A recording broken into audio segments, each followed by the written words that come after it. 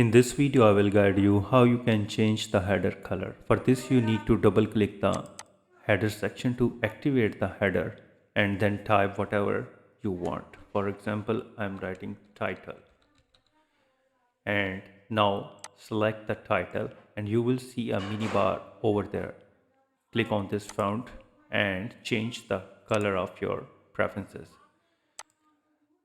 And another way is that select the text, go to the home, and under the font section, here you need to click on this option and change the color. And this is what.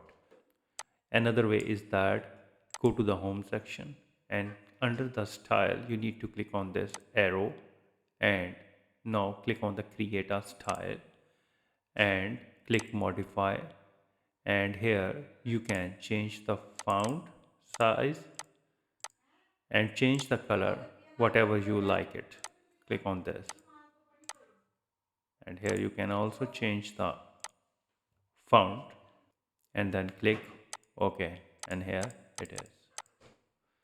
So with these three methods you can easily change the font color of the header section. If you think this video is helpful, please support my channel. Thanks for watching.